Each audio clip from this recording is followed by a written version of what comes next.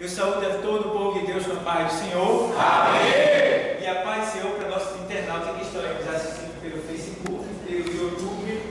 Nós estamos dando início a mais uma aula da Escola Teológica de Preparação de Obreiros para a Obra Missionária do Rei Jesus.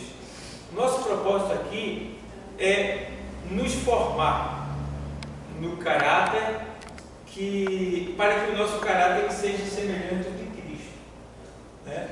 E esse é o nosso propósito, é que cada dia a gente venha crescer até alcançar a estatura de varão perfeito. Bom, pessoal, então hoje nós vamos começar a disciplina da mordomia cristã. Mordomia cristã. Então, é uma disciplina muito importante para a igreja e para nós que somos cristãos, porque a gente vai aprender como administrar a nossa vida. Eu vejo muita coisa errada, obreiros que não valorizam sua chamada, pessoas que não buscam um renovo do dom que já recebeu da parte de Deus. Eu vejo pessoas que dizem não ter tempo para Deus, se der, vai fazer isso ou aquilo. Eu vejo pessoas que não zelam pelas coisas da casa de Deus. E eu vejo pessoas endividadas na mão de agiotas, tá? E não é pecado uma pessoa pedir um dinheiro emprestado, tá? Pecado é você pedir sem uma logística, uma estratégia, né? Por exemplo, pedir dinheiro para comprar um sofá novo, isso não existe, né? Pedir um dinheiro para reformar uma casa é aprovado, certo? Então, quer dizer, tem tudo isso que a gente precisa aprender para não cair nas garras do inimigo, né? E sofrer danos, tá? E tudo tem que ser calculado. Não pode ser assim, deu vontade de fazer e fazer não, ainda tem que ser calculado. Então, tem que se pensar em tudo. Então, foi visando isso tudo que eu vejo, né, na igreja. Eu vejo muitos cristãos que compram, cristão não, né? Crente. Cristão é uma cópia de Cristo. Eu vejo muitos crentes que compram e não pagam, passam calote, a fama é grande, né? Pega as coisas emprestadas e não devolve. Então, são muitas coisas que eu fico observando e a gente entende que essas pessoas elas são péssimas administradoras daquilo que Deus lhes entregou ou das oportunidades que Deus está lhe dando para se destacar, né? Com o nome que ela leva, que é o nome do Senhor. Quando Deus manda na sua palavra, sendo o apóstolo Paulo, que nós devemos santificar a Cristo em nosso coração e nos preparar para responder a qualquer um que nos pedir a razão da nossa fé e da nossa esperança. Então, devemos saber, devemos procurar zelar, por aquilo, pela sua oportunidade, por tudo que Deus tem nos dado. Então, é visando isso que a gente vai começar agora a disciplina da mordomia cristã. Todos acharam a página 42 da apostila? Então, mordomia cristã. A mordomia cristã ela é de grande importância para o crente. Estudar o ensinamento bíblico sobre mordomia cristã para que cumpra melhor suas responsabilidades como servo de Deus. Então vamos lá, vê bem. A palavra mordomia, a origem da palavra mordomia, tá? A origem da palavra mordomia é uma palavra que deriva do termo mordomo, tá? Mordomo, que vem do latim, uma língua bem antiga, principalmente da época dos romanos, tá? Que vem do latim, igual a majordomos, tá? Então, em latim, majordomos significa mordomia, que significa administrador de uma casa, certo? Então, no grego, a palavra é pitropos, que é igual a encarregado. tá? Que é sinônimo de mordomia ou de mordomo, tá? E está relacionada intimamente em sentido, ou seja, são parecidas, tem a ver em sentido, que é igual a encarregado, em sentido, né? Visto que o mordomo muitas vezes tinha a supervisão sobre a casa. Então, o mordomo ele tinha a supervisão, ele supervisionava a casa. Está falando que ele é uma pessoa que tem que estar olhando acima de todos.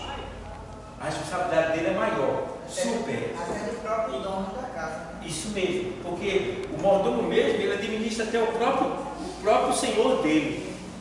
Depende dele. Entendeu? Então, bem como sobre outros servos, também tem o poder, o cuidado e a supervisão sobre outros servos, empregados, digamos. E a propriedade,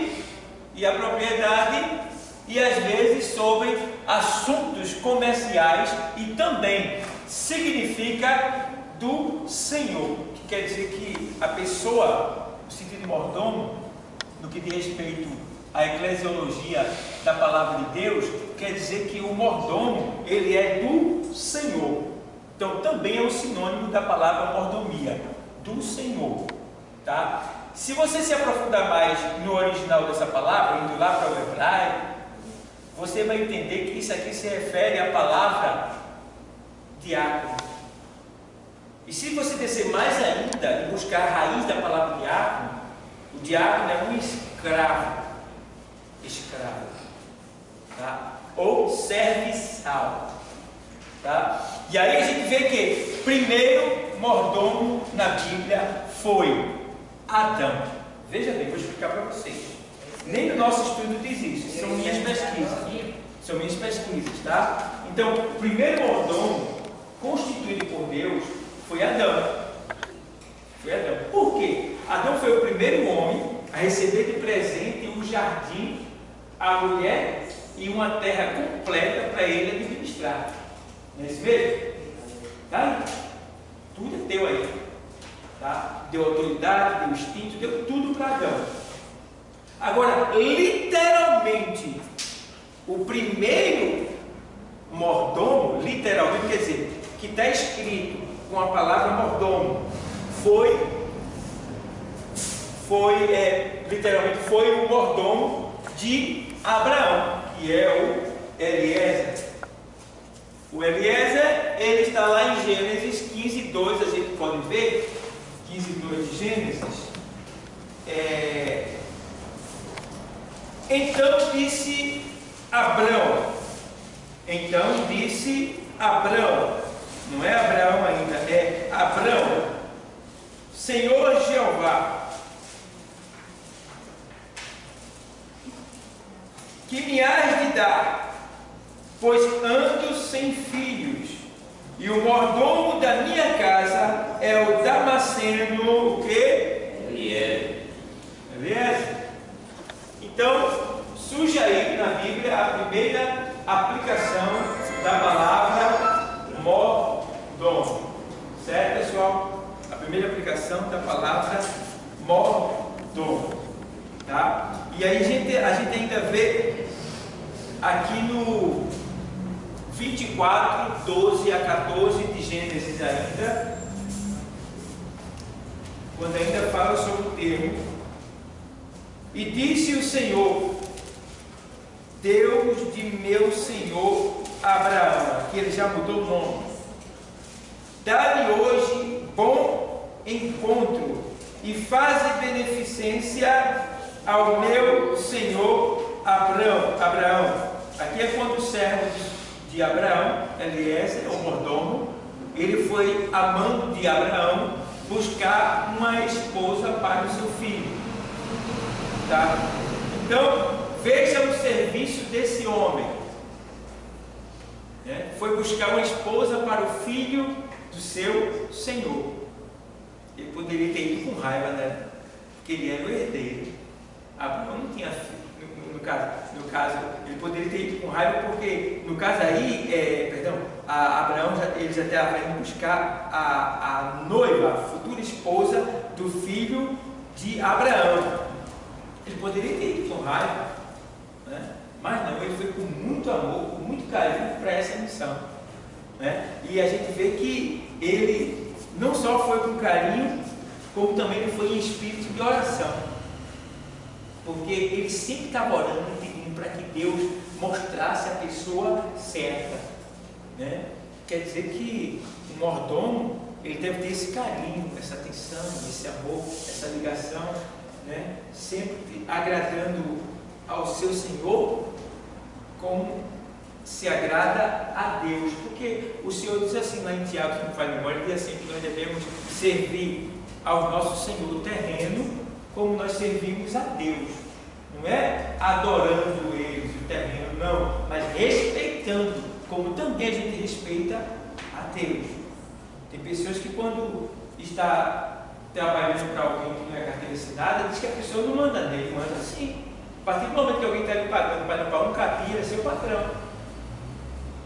No momento ali, ele é seu patrão. Você tem que respeitar. Sim. Pastor, como eu falei aí, esse capítulo, Efésios 6:6, essa diferença, né, da importância da obediência de como serve na obra do Senhor. Então, aí quando fui lá para Salmos 27, que fala, né, não confia em cavalo, não confia em cavalo, não confia nele, né? E assim, a gente tem essa diferença. A gente não serve terreno, como o senhor falou aí, ao homem. A gente faz com prazer. Deve fazer. E para Deus a gente ter o amor mais ainda. Porque a gente só tem o terreno, a gente só tem esse, porque foi Deus que ele permitiu. Isso mesmo. E a gente deve abençoar nossos patrões. Não maldizer. Porque a gente não precisa dele se ele não tiver empresa. Como é que ele vai ganhar dinheiro? Né? Então no mundo as pessoas amaldiçoam seus patrões. E a gente não deve fazer isso.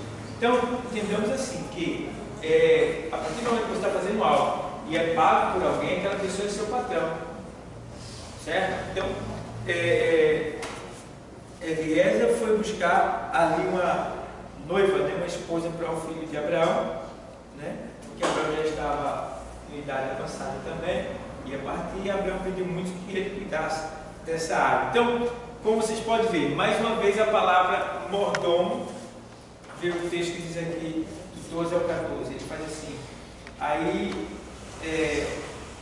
faz beneficência ao meu senhor Abraão. Aí faz assim, 13, eis que eu estou em pé, junto à fonte de água, e as filhas dos varões desta cidade saem para tirar água.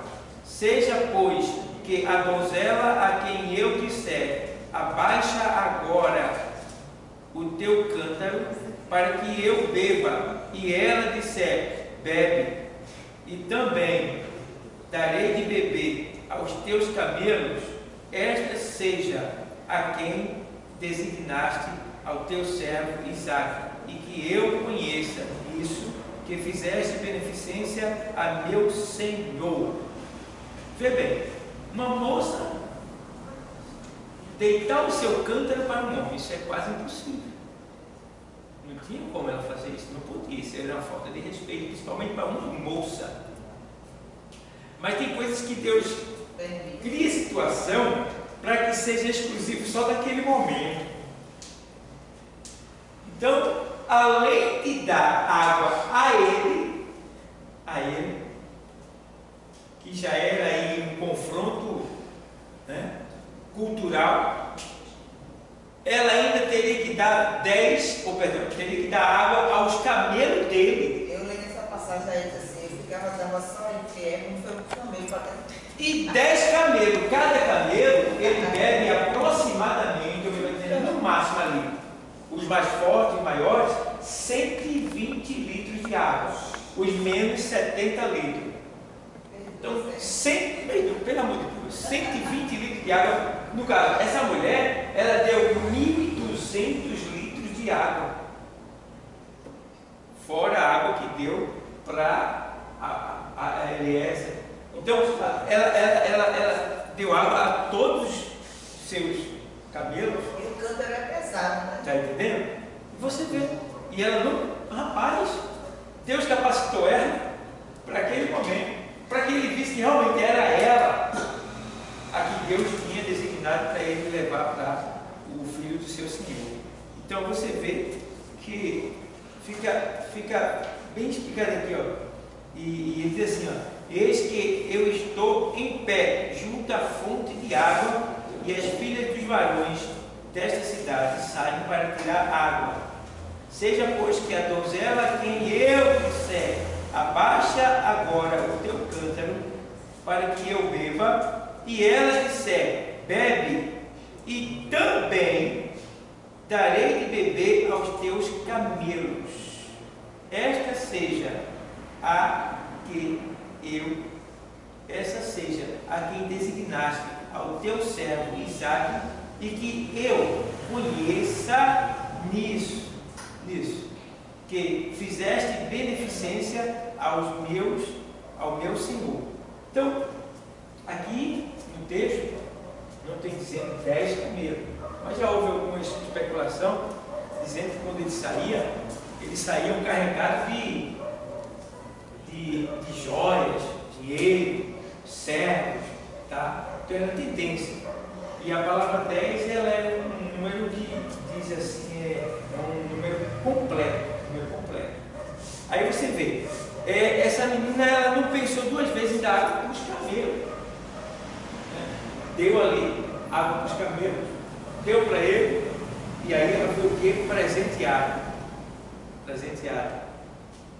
Teve o privilégio de se casar como filho de Abraão, recebeu ali dádivas, presente, ouro, prata, né? O dote ali que seria pago por ela, né? Então a gente vê que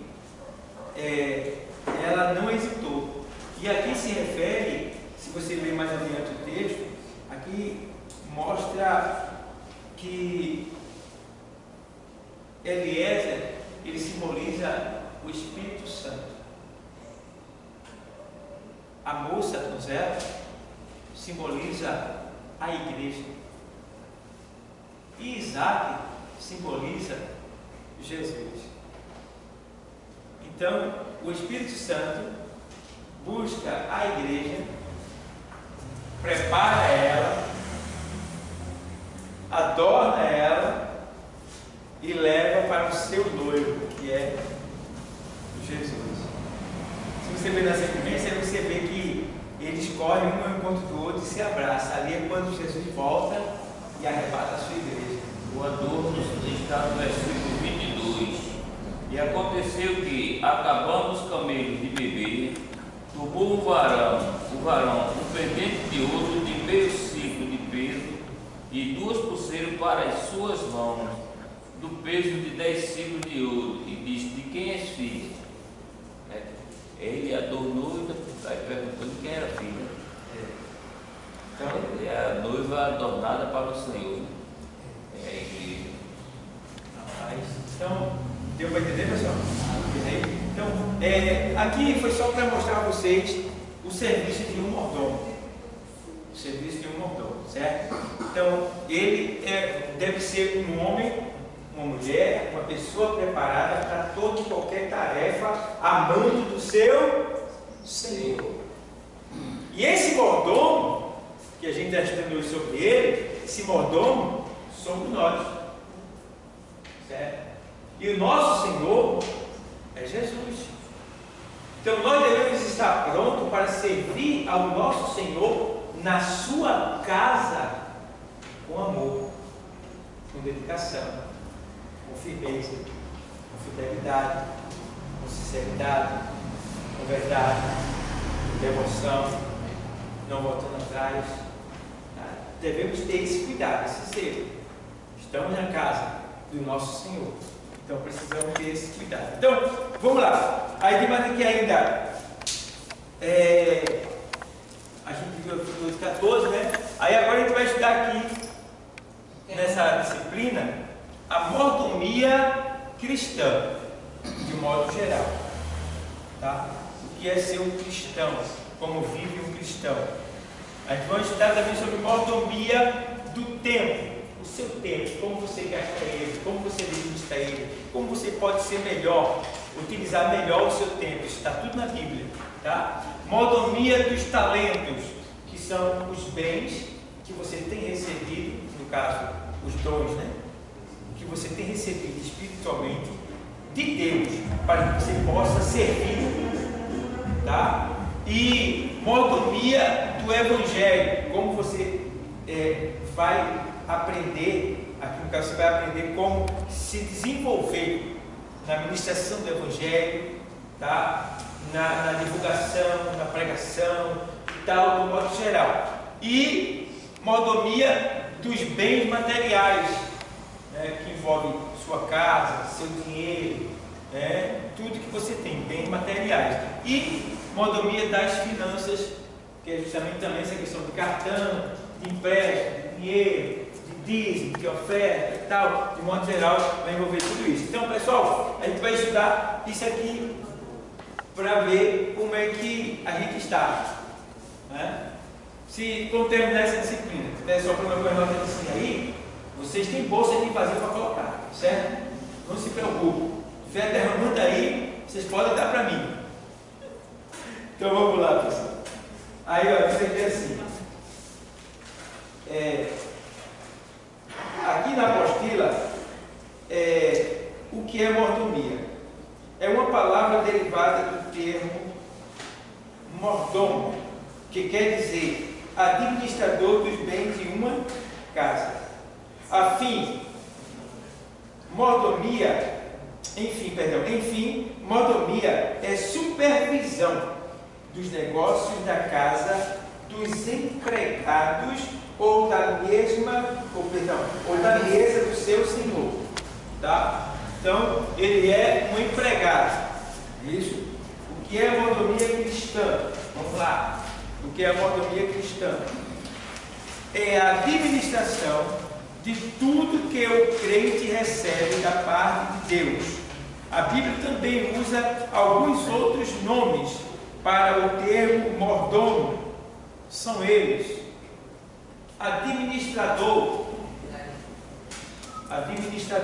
Isso é a Bíblia mostrando alguns sinônimos para o termo mordomo, tá? Então são eles: administrador, que está lá em Isaías 22:15.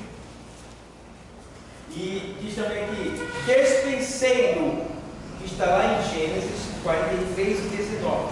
Isaías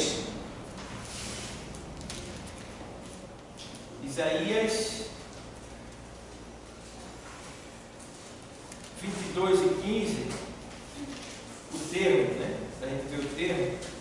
Assim diz o Senhor Jeová dos Exércitos: anda, vai ter com este tesoureiro como Sebna, o mordomo, e diz-lhe. Tá vendo? Tesoureiro e mordomo. Tá vendo? Então, está mais uma vez aí o termo usado de maneira divina pelo próprio Deus. Tá? A gente vai estudar essa parte do nome e depois a gente entrar nos assuntos mais profundos. E mais ainda, Gênesis 43:19.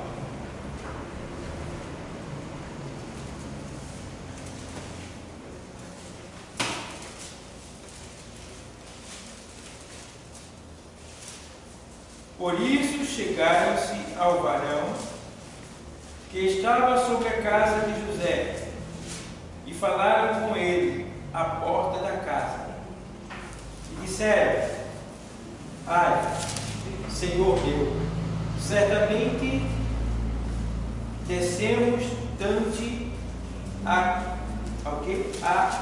comprar mantimento.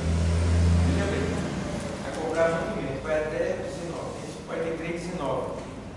Aí vem agora 44, descemos. Isso aqui é o mordomo que desce para comprar o quê?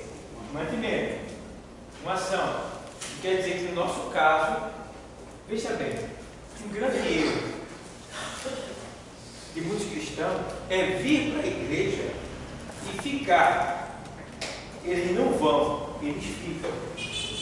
Deus não nos chamou para ficar, Deus nos chamou para nos enviar. Porque ele disse assim, ele não disse ficai na igreja, ele disse assim, ide e pregai. Ele disse ficar em Jerusalém, tem que lá seja revestido. Mas quando for revestido, ó, tá? Então, nesse caso aqui a gente vê que ele foi comprar mantimento. Mantimento. Aqui, ó. O servo está dizendo bem claro, vou comprar o mantimento. Então quer dizer que nós também não podemos ficar só aqui, na igreja. Nós temos que estar aqui, mas temos que entender que vai chegar a hora que a gente vai ter que buscar mantimento para a igreja. Esse mantimento são vidas, almas, pessoas que vai vir para manter o sustento, certo? Então, entendamos assim, não podemos vir para a igreja só no domingo, comer a palavra e voltar para casa chau, não pode. Ou qualquer outro dia, só na igreja. Não, a gente tem que se envolver na obra da igreja. E a principal obra da igreja é o evangelismo. Tudo que a gente faz na igreja afunila-se para o evangelismo. Tá? A gente só está aqui ainda na terra porque existem algumas almas para serem alcançadas através do evangelismo. Então, precisamos ir e não ficar. Então, muitos só vão à igreja, mas não vivem, né? Não praticam o evangelho como é para praticar. Então, aqui ele saiu para buscar mantimento. Ainda aqui, ó, 44:4. Saindo eles da cidade e não se havendo ainda distanciado, disse José ao que estava sobre a sua casa: levanta-te, persegue aqueles varões e alcançando-os, lhes dirás: porque pagaste mal por bem.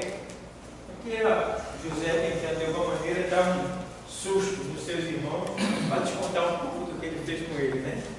Mas você vê que aqui eles foram buscar mantimento para seu pai, e ao mesmo tempo aqui José também mandou o seu mordomo, né, aquele que trabalhava para ele, ir fazer uma ação. Aparentemente aqui nesse texto, espiritualmente, que Deus está me dando agora, era uma ação mal. Não era mal? Era. José estava dando um susto nos seus irmãos. José estava, de alguma maneira, fazendo algo que ia realmente tocar no íntimo daqueles homens, provocar uma angústia nele. Isso vai contra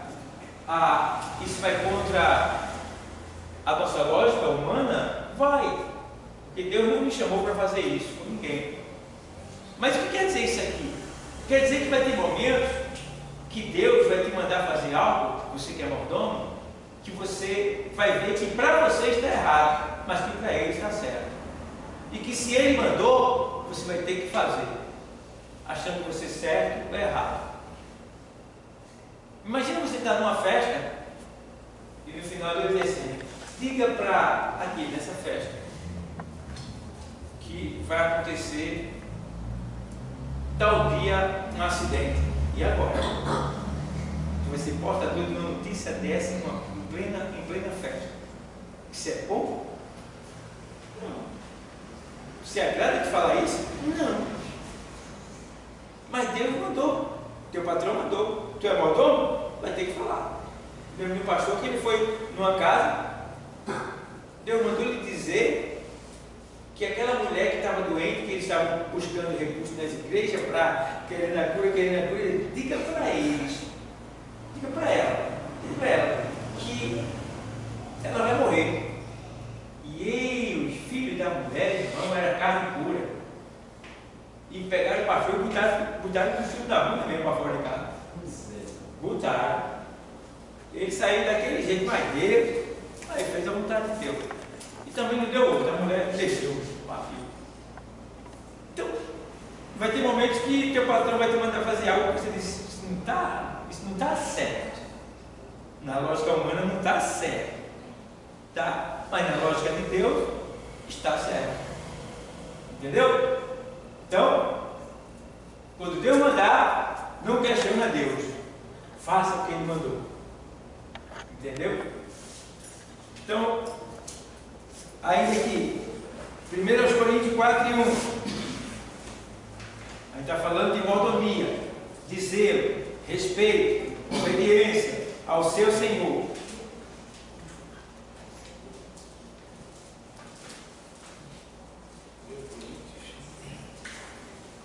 Que os homens nos considerem como ministros de Cristo e dispenseiros dos mistérios de Deus.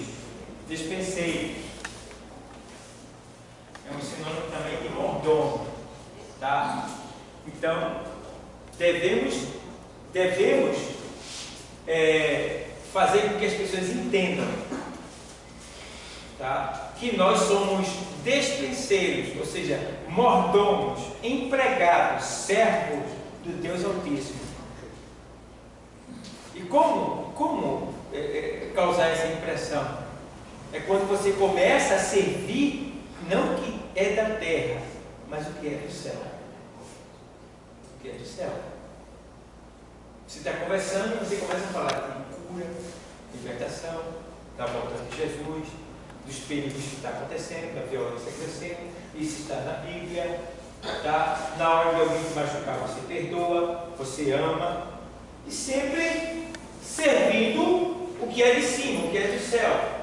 Então você vai demonstrar que você é um mordomo, é um dispenseiro de Deus, está a serviço de Deus, foi mandado por Deus, é um empregado de Deus, do céu. E aí sim, você vai causar essa impressão. Isso é muito importante, viu? Porque isso aí se refere a testemunho de vida. Tá? E testemunho de vida é muito importante, porque o testemunho de vida não só salva, como também lhe qualifica diante da sociedade. Porque as pessoas que olham para você, elas têm respeito. Ao ponto que se alguém falar uma coisa errada, ei, rapaz, o irmão está aí, a irmã está aí, ó. Fala baixo, o irmão está aí. Respeita. Entendeu? Porque você é uma pessoa que vive, tá? Que serve o que é de Deus, serve o que é do céu. Você é um instrumento de Deus, é um empregado que é fiel ao seu Senhor. Então isso chama atenção, isso chama atenção. Porque as pessoas, elas admiram porque elas não conseguem ser como você é. Isso chama atenção. Que você imagina, todos vocês estão aqui. Se vocês imaginassem como as pessoas se incomodam de saber que você vem aqui fazer o que é aqui. Que ele não vem, ele não sabe do prazer, da alegria, da satisfação, do gozo que a gente sempre fica aqui, estando aqui. Então eles ficam questionando a ele mesmo, se perguntando: fazer o que lá? O que é que tem lá? Entendeu? Ao ponto de quando você traz o tempo para cá, irmão, as pessoas mais reverentes dentro da igreja é o ímpio quando ele vem. Ele é mais reverente que o próprio crente da igreja. Eles ficam com o olho desse tamanho, eles quase não conversam. Tá? Quando é ímpio é responsável, estou falando de pessoas responsáveis, estou falando desse menininho que só vem com o celular, porque quando eles entram na igreja, antes ele fica com o celular e fica no celular, a vida deles é o celular. Mas estou falando de pessoas que já são cabeças, né? Que são responsáveis, já têm uma família e tal. Quando eles vêm à igreja, irmão, reverência completa. Tá? Então, por que isso? Porque eles estão querendo absorver, querendo entender, querendo receber aquilo que faz com que aquelas pessoas que ele tem visto vivam daquela maneira, que é você. Ao ponto de fazer com que você tenha mudado o seu jeito de se vestir, as coisas que você assiste, as músicas que você ouve, tá? As amizades que você andava já não tem mais, tá? Suas indecências sexuais e morais, tudo isso, e ele vê pornografia que sai mais da sua boca, eles olham e ficam: como é que pode? Como é que isso acontece? Como é? Claro, quem faz isso é a palavra de Deus. Foi ministrado há pouco tempo, quando o Senhor diz assim: ó, santifica-os na verdade, a tua palavra é verdade. Certo? Então, ó, vamos lá. Diz ainda assim, 1 Pedro 4:10, né? Cada um administre aos outros o dom como o recebeu, como bons despenseiros da multiforme graça de Deus. Certo? Cada um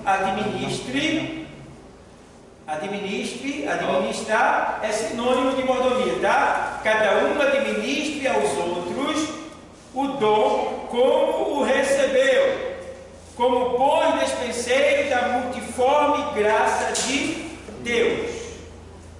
Tá? Sim. O 11 ele já reforça mais ou menos. Sim. O 11.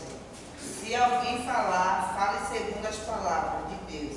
Se alguém administrar, administre segundo o poder que Deus dá para quem em tudo Deus seja glorificado por Jesus Cristo.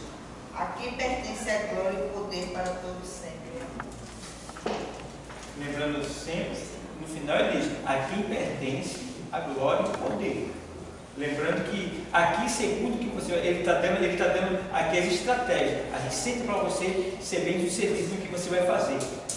E quando você fizer, aqui ele está deixando bem claro que você vai ser exaltado, você vai ser visto, você vai ser de certa maneira, você vai chamar a atenção.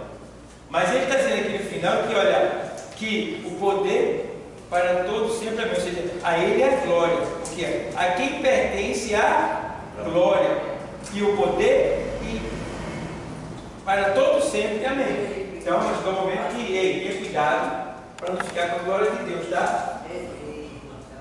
Essa menina prega tão bem, rapaz, você prega muito bem, rapaz. Aí você, glória a Deus, obrigado. Pode agradecer. Obrigado, glória a Deus por isso. Tá, obrigado. E joga a glória a Deus. É bom ser elogiado. Vem dizer, olha, vem me elogiar, não que a glória, não. Amém. Glória a Deus por isso. Glória a Deus. Isso é um bom sinal. Tá? Então, você pregou muito bem hoje. Muito obrigado. Glória seja dada ao nome do Senhor. Certo? Ser um instrumento de Deus. É um bom sinal isso daí. Certo? Então, temos que ter cuidado. Ele vê que cada um administre aos outros o dom, como o recebeu, como bons despenseiros da multiforme graça de Deus. Tá? Ou seja, a graça que se multiplica de tal maneira que aonde abundar o pecado, abundou o pecado, superabundou a graça de Deus. Tá? Então a gente precisa entender que ele está mandando você administrar com cuidado aquilo que ele te deu. Administra com cuidado. Porque se você não administrar com cuidado, eu vi um caso essa semana, eu disse, meu Deus, tem misericórdia. Um pastor pregando, e ele foi profetizar para uma senhora que fazia parte do grupo de música, rapaz, e ele começou a exaltar a mulher, exaltou ele, disse que Deus era com ela e tal, e a mulher ficou só olhando para ele calada. Aí, na sequência da sua profecia, ele foi abraçar ela. Vê só. Quando ele foi abraçar ela, ela fez assim, ó. Segurou ele, assim, e disse. Aí cortaram o som. Para ninguém escutar o som. Aí ela. Perto dela terminar, ligaram o som de novo, deu para ouvir alguma coisa. Né? Aí. A senhora está dizendo, né? Vamos ver se Deus pensa dessa maneira. O negócio que ele falou mais ou menos. Ou seja, terrível, ao vivo, foi feio o negócio. Então ele não estava administrando bem o dom que Deus concedeu a ele, se é que Deus deu esse dom a ele. Porque ele estava falando algo que na verdade não era o que falava. Você acha que o Espírito Santo ia fazer ele passar por um vexame desse? Não ia. Não ia. Sabendo, não ia. Tá? Então, eu fico olhando assim, meu Deus do céu. Então, cada nós não servir pela emoção, mas pela razão. Certo, pessoal? Então, a gente vê aqui ainda. Primeiras Crônicas 27, 31, né? Entendendo. Entendendo. Primeiro livro das Crônicas 27, 31. E sobre o gado miúdo, Jaziz, o Agarita, todos estes eram maioria da fazenda que tinha o rei Davi. Aí, lembra aí?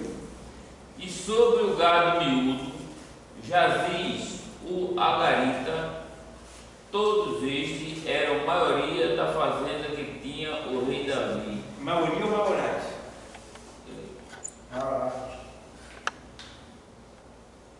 Ele diz aqui, estava maiorais.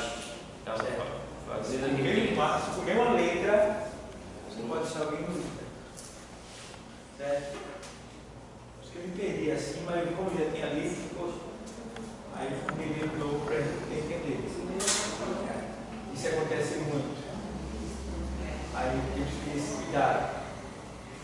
Eram maiorais sobre os bens ali. Então, eles eram muitos ali que administravam a fazenda de Davi. Então, todos eles eram mordomos, porque eles eram maiorais da área que eles atuavam. Certo, pessoal? Então, vamos lá. Ainda, governante. 1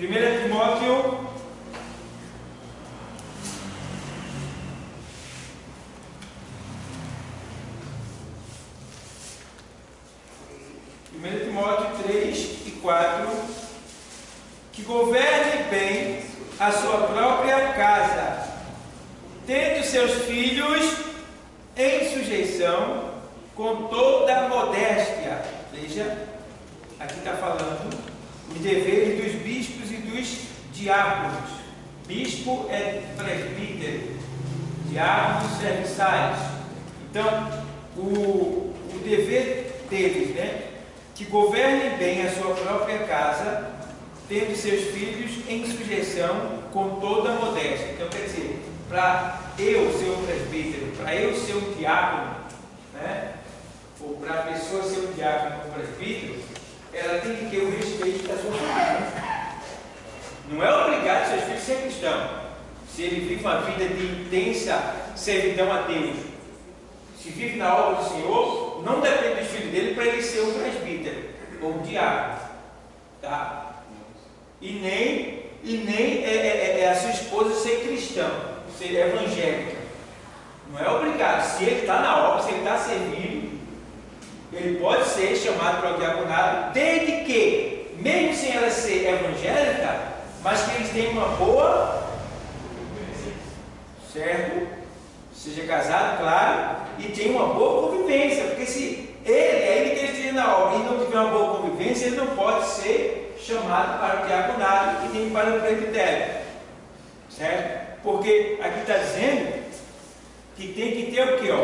Que governe bem a sua própria casa. Tá vendo?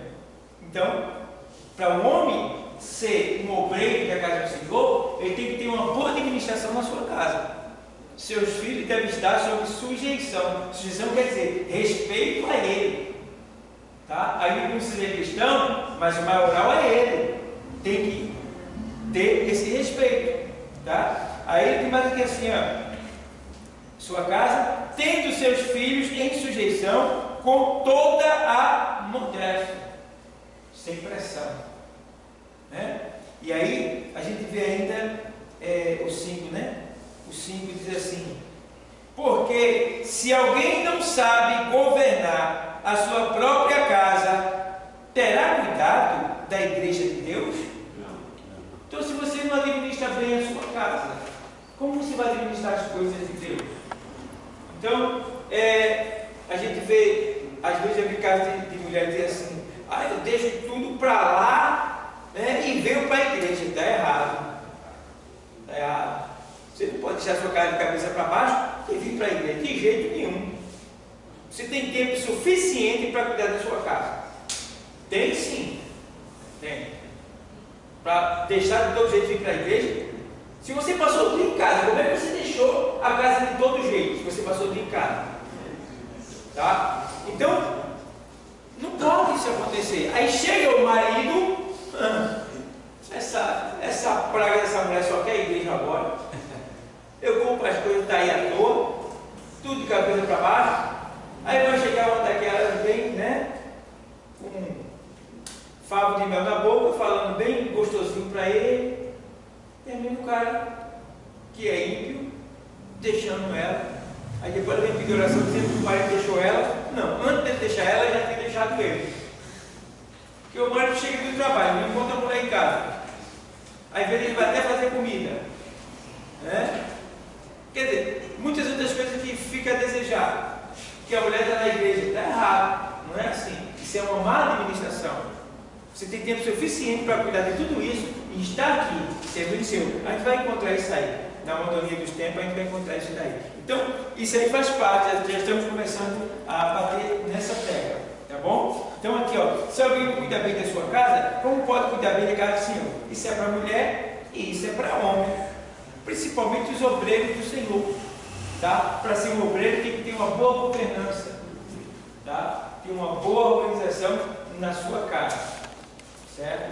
Então, a gente já viu aqui, já aprendeu. Então está aí, sinônimos de mordomia cristã, que a gente aprendeu nesse versículo aí, certo? Então, algumas áreas da mordomia. Tem assuntos que eu vou ainda procurar mais para trazer para vocês, para enriquecer mais o assunto. Mas agora, aqui por exemplo, algumas áreas da mordomia. Mordomia do tempo. Mordomia do tempo. Por exemplo, como cristãos e conhecedores da graça de Deus, temos que saber administrar o nosso quê? A fim de melhor nos dedicarmos à obra do Senhor. Quanto à oração, visita aos enfermos, frequência aos cultos e etc. Então, aqui a gente já vê que essa mordomia do tempo envolve as 24 horas que a gente recebe do Senhor todo dia. Alguém aqui já teve uma hora menos durante o dia? Da vida? Teve? Desde que você nasceu, você recebe 24 horas, né? Completo. Então Deus não te deve nada. Deus não te deve nada. Então o que acontece? Na mordomia do tempo, a gente precisa saber dividir o tempo. Digamos, literalmente, no sentido grosseiro, são 8 horas para trabalhar, 8 horas para descansar e 8 horas para quê?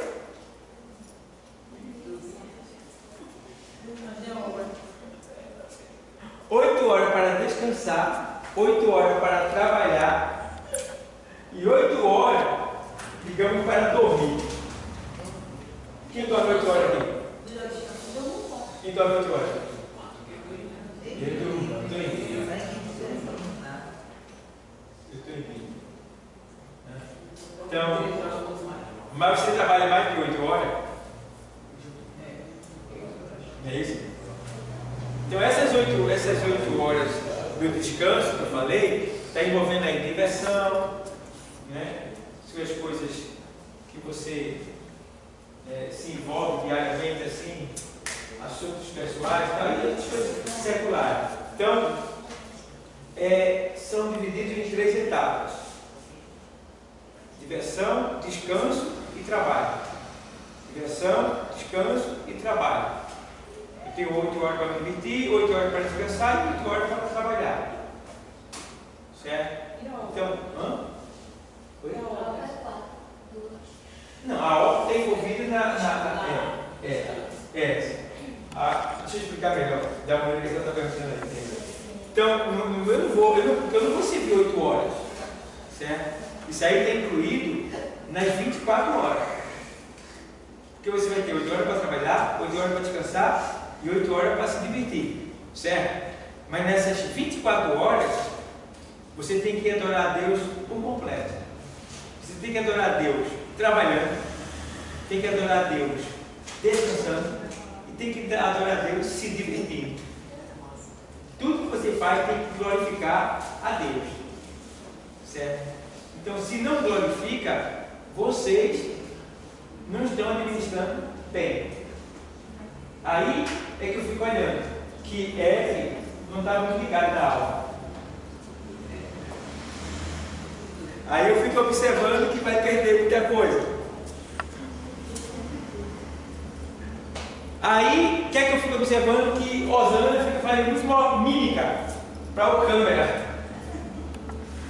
E eu fico, às vezes, até 20%. Aí você vai lá e ajuda. Amém. Então, pessoal, o que acontece? A gente precisa ter esse cuidado de administrar bem esse tempo. Olha o tempo que a gente está aqui. Se a gente não aproveitar bem ele, é 2 horas que passa rápido. Ainda tão bom que a hora já É isso aí. Se a gente não aproveitar bem, já era. Então, vamos ficar ligados e aproveitar esse momento, porque a gente vai precisar dele lá na frente. Se a gente aprender aqui, lá na frente, ele vai nos dar sabedoria para a gente vencer situações que a gente jamais venceria se não tivesse passado por aqui, aprendido isso. Tá bom, pessoal? Então, para a semana, a gente vai trabalhar mais para falar uma coisa. O senhor falou que o pastor passou na igreja, aquela vergonha, mas nós estamos aqui, nós já sabemos decidir uma coisa que está sendo espiritual, uma coisa que está sendo mais pela emoção, não. Essas aulas que a gente está tendo aqui, não dá para ninguém conseguir, não dá para decidir, é um ensino que está vindo de Deus, que a gente está acompanhando aqui. A gente está lendo a Bíblia, o Senhor está passando para a gente tudo que deve ser feito no dia a dia. Chega um pastor, chega falando coisas que não estão dentro da palavra. A gente precisa daqui, dá para decidir, dá? Dá, porque assim, no caso dele, eu vi que ele estava exortando mesmo ela, dá para ela ficar alegre. Se ela tivesse, se ela fosse uma crente menina, ela tinha recebido e tinha até recebido o abraço dele também. Mas só que ela estava muito ligada nele. É um dos fatores que a igreja deve buscar discernimento de espírito. E a igreja tem muitas pessoas saindo embaraçadas dentro da igreja porque não pedem a Deus discernimento de espírito para identificar essas situações. Porque quando ela está em espírito, ela não se mexe. Ela vai fitar o olho. Se ele estiver na carne, ele desvia o olhar. E eu fico vendo que o discernimento, ele vem pelo conhecer da palavra. Porque é conhecer da palavra que você vai entender o que tal pessoa está falando para você, tá? E veja bem o detalhe. Um certo pastor, ele disse para mim, tal pessoa subiu no púlpito e profetizou para mim. Mas eu vi que não era Deus. Eu disse, por quê? Ele disse, porque eu estava com ódio de uma pessoa. Se eu estou com ódio de uma pessoa, como é que Deus vai falar comigo? De maneira nenhuma. Não fala. Mas como é que você sabe disso? Segundo a palavra. O pecado faz separação entre Deus e o homem. Tá? Se você odeia seu irmão, você é um homicida. Mas Deus pode falar para repreender? Não, a palavra vai sair, mas Deus ia até você e exaltar você. Entendeu? Falar coisa boa para você. Não vai nunca. Pastor, tem uma frase em um capítulo, não estou bem perdido assim a palavra, ele diz assim, se tu diz que ama teu irmão e odeia ele, e amigo que tu nunca viu. Entendeu? Porque a pessoa que diz que ama a Deus, que nunca viu, né? Mas aborrece seu irmão que vê, né? Todo dia, né? Então, como é que pode dizer que ama a Deus, que nunca viu? Então, é por aí, pessoal. Então, é muito complexo tudo isso, mas a gente tem que aprender. Então, segundo o que ele falou, a gente recebe esse discernimento pelo aprendizado da palavra. Por isso que eu digo, pessoal, se liguem na palavra, porque vocês vão ter uma visão diferente das pessoas que estão do lado de vocês. Enquanto muitos estão se deixando levar pela emoção, você está na razão, entendendo tudinho, tá? Então é muito importante isso. Eu zelo muito por esse ponto, para que você não se perca. Tá? Então, a gente, por exemplo, às vezes eu estou ali no culto ali, para ficar tudo calado, mas como eu tenho que comunicar uma coisa para um, comunicar uma coisa a outra, aí acontece da gente até ali trocar algumas palavras. Mas o bom é que cada um fique na sua. Vai parecer que é tudo meio, né, assim, mas é porque a gente ligado no céu, a gente deve olhar nem para a área e não ver, não. A gente deve ficar ligado no céu, porque senão eu não vou passar vergonha. Eu não quero estar passando vergonha. Teve outro lá na doutrina da Caridade, né? O vice-presidente, pastor Samuel, como o senhor falou mesmo, eu até contei essa tantos pastores, tinha mais de 50 e tudo, aquela posição. A postura lá. Eu observei. E até coloquei a conversa um pouco de virtude quem está no meio da igreja. Porque se você está conversando, você está desligado. Está desligado. Então é bom, se tem que trocar alguma palavra, que sejam palavras que tenham a ver com o que está acontecendo, né? Você pode se alegar com alguém que está do lado, né? É uma bênção, né? É verdade, tal, isso pode acontecer. Mas se você está ali, já tem um momento de, por exemplo, eu fui na missão em Itapsuma, fazia muito tempo que eu não ia lá, e tinha tanto problema, que no período do culto, era o pastor Márcio falando comigo, e era tanta coisa, e ele falando, e eu falando com ele. Né? Que a gente estava ouvindo, mas não estava tão ligado como deveria estar. Porque a gente estava tratando não assunto da gente, mas assunto também da obra. Mas era tanta coisa que a gente caiu na tentação de ficar ali trocando aquelas questões e vendo como é que a gente ia resolver depois que acabasse o culto. Porque é uma luta. Então, é uma tentação que muitas vezes você cai, Deus entende, claro, mas pode ser que alguém esteja vendo e diga assim, está conversando a Deus, mas não sabe o que é que está acontecendo. É porque o negócio era tão grave que tem que ir, para que quando terminasse o culto, já está com a solução. E aí? Mas não podia conversar, mas também não podia sair, se retirar o outro. Quer dizer, ver o que estava acontecendo. Então, isso pode acontecer, uma vez ou outra, mas eu já vi casos de obreiros de chegar no púlpito e o bate-papo.